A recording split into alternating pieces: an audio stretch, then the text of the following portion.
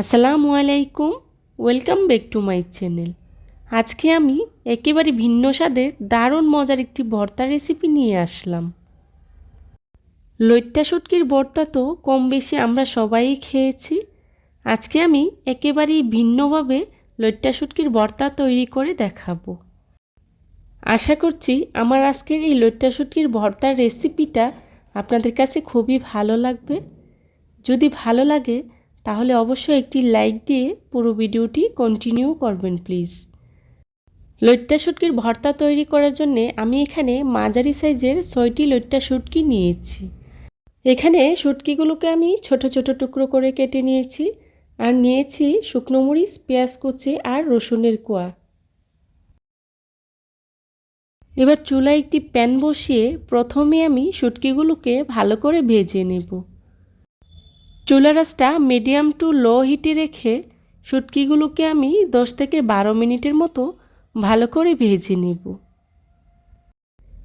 আমার শুটকিগুলো ভাজা হয়ে গিয়েছে, দেখুন কী পরিমাণ ধোঁয়া উঠছে। এখন এর মধ্যে দিয়ে দিচ্ছি পানি।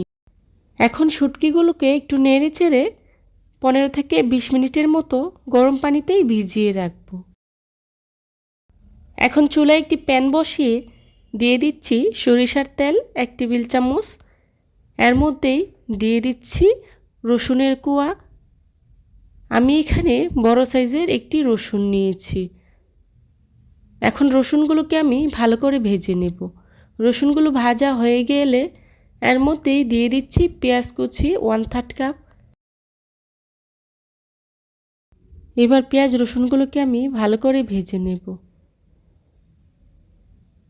আমার পেঁয়াজ রসুনটা ভাজা হয়ে গিয়েছে, দেখুন হালকা বাদামি কালার করে আমি ভেজে নিয়েছি। এখন পেঁয়াজ রসুনগুলোকে একটি বাটিতে ঢেলে নেব। এবার প্যানে দিয়ে দিচ্ছি আরও 1 চা চামচ সরিষার তেল। এর মধ্যে দিয়ে দিচ্ছি শুকনো মরিচগুলো। এখন শুকনো মরিচগুলোকে আমি ভালো করে ভেজে নেব। শুকনো মরিচগুলো ভাজা হয়ে গিয়েছে, এখন একটি বাটিতে ঢেলে নেব। এবার একই প্যানে দিয়ে দিচ্ছি শুটকিগুলো। এখন শুটকিগুলোকে আমি ভালো করে ভেজে নেব। আর শুটকিগুলোকে আমি 15 থেকে 20 মিনিটের মতো গরম পানিতে ভিজিয়ে রেখে ভালো করে ধুয়ে পরিষ্কার করে নিয়েছি। শুটকিগুলোকে আমি ভালো করে ভেজে নিয়েছি। এবার চুলা থেকে নামিয়ে নেব। এবার শিলপাটায় বেটে ভর্তাটা আমি তৈরি করে নেব। প্রথমে আমি শুকনো মরিচগুলোকে শিলপাটায় বেটে নিচ্ছি। এখানে আমি শুকনো মরিচের পরিমাণটা একটু বেশিই নিয়েছি, কারণ আমি ঝাল খেতে খুবই পছন্দ করি, তাই ঝালের পরিমাণটা একটু বেশিই দিয়েছি। আপনারা চাইলে কমিয়ে বাড়িয়ে দিতে পারেন। আমি অল্প অল্প পানি দিয়ে শুকনো মরিচগুলোকে বেটে নিয়েছি। আমার শুকনো মরিচগুলো বেটে নেওয়া হয়ে গিয়েছে। এখন এর মধ্যে দিয়ে দিচ্ছি পেঁয়াজ রসুনগুলো। পেঁয়াজ রসুনগুলোকেও আমি সেমভাবে বেটে নেব। আর পেঁয়াজ রসুন বাটার সময় আমি কোনো পানি ব্যবহার করব না। এখানে আমি পেঁয়াজটাকে ভেজে ভর্তাটা তৈরি করে নিচ্ছি। আপনারা চাইলে এখানে কাঁচা পেঁয়াজটাও ব্যবহার করতে পারেন। আমার পেঁয়াজ রসুন বাটা হয়ে গিয়েছে। এখন এর মধ্যে দিয়ে দিচ্ছি শুটকিগুলো। শুটকিগুলো দিয়ে প্রথমে আমি শুটকির কাঁটাগুলো বেছে নিচ্ছি। আমি সবসময় শুটকির কাঁটাটা বেছে ভর্তাটা তৈরি করে থাকি। আপনারা চাইলে কাঁটা সহ বেটে নিতে পারেন, কোনো সমস্যা নাই। আমি অফ ক্যামেরায় সবগুলো কাঁটা বেছে নিয়েছি।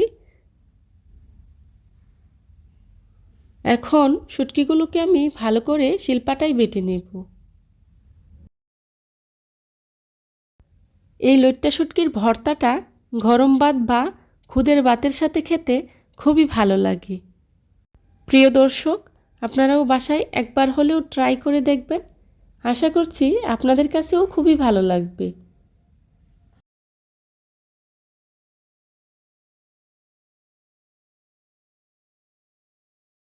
আমার সবগুলো শুটকি বেটে নেওয়া হয়ে গিয়েছে।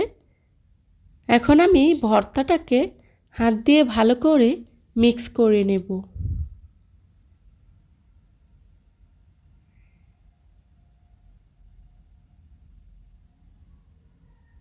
দেখুন আমি ভর্তাটাকে কিভাবে হাত দিয়ে মিক্স করে নিচ্ছি।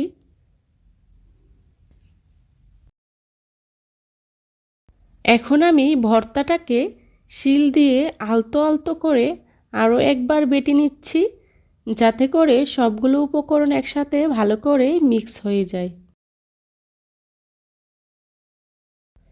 চেষ্টা করেছি খুবই সহজভাবে আজকের এই রেসিপি শেয়ার করার জন্যে। আশা করছি আমার আজকের এই রেসিপিটি আপনাদের কাছে খুবই ভালো লাগবে। প্রিয় দর্শক, ভর্তাটা কিন্তু মিক্স করা হয়ে গিয়েছে আর পুরোপুরি তৈরি হয়ে গিয়েছে। এখন এর মধ্যে দিয়ে দিচ্ছি পরিমাণ মতো লবণ। লবণ দিয়ে হাত দিয়ে আবারও আমি ভালো করে মিক্স করে নিচ্ছি। মিক্স করা হয়ে গেলে একটি সার্ভিং প্লেটে সার্ভ করে নিচ্ছি।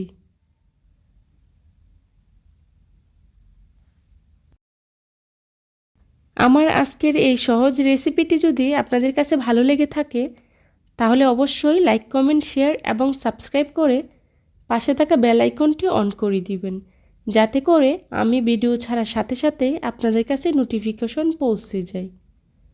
আপনাদের একটি লাইক এবং একটি কমেন্টস আমাকে নতুন নতুন কন্টেন্ট তৈরি করতে অনেক উৎসাহ যোগায়। এই ধরনের সব ঘরোয়া রেসিপি পেতে আমার চ্যানেলটি ভিজিট করে আসবেন প্লিজ। যারা এতক্ষণ ধৈর্য সহকারে আমার ভিডিওটি দেখেছেন তাদেরকে জানাই অসংখ্য ধন্যবাদ। পরবর্তী রেসিপি দেখার আমন্ত্রণ জানিয়ে আজকের মতো এখানেই বিদায় নিচ্ছি। সবাই ভালো থাকবেন, সুস্থ থাকবেন। আল্লাহ হাফেজ। আসসালামু আলাইকুম।